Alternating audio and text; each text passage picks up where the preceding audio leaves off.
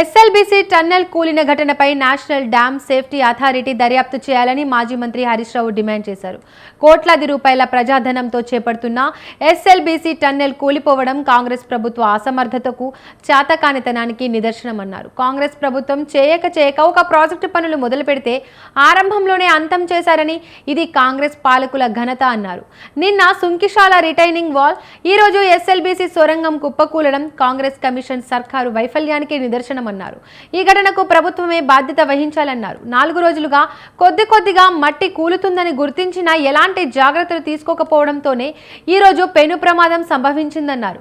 ప్రమాదంలో గాయపడిన కార్మికులకు మెరుగైన చికిత్స అందించాలన్నారు. టన్నెల్లో ఎప్పటికప్పుడు డీవాటరింగ్ చేయడంతో కరెంట్ సరఫరా పునరుద్ధరించాలని, శిథిలాలు తొలగించి సొరంగం లోపల చిక్కుకున్న కార్మికులను క్షేమంగా బయటకు తీసుకురావాలన్నారు.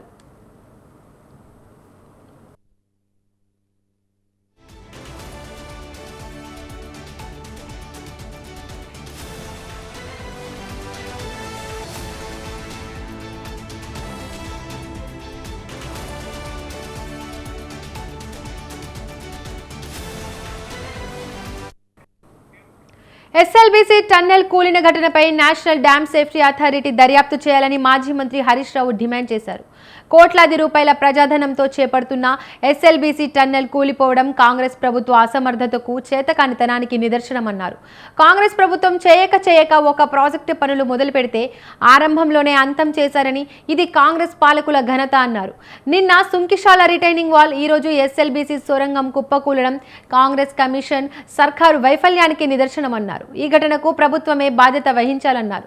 4 రోజులుగా కొద్దిగా మట్టి కూలుతుందని గుర్తించినా ఎలాంటి జాగ్రత్తలు తీసుకోకపోవడంతోనే ఈ రోజు పెను ప్రమాదం సంభవించిందన్నారు. ప్రమాదంలో గాయపడిన కార్మికులకు మెరుగైన చికిత్స అందించాలన్నారు.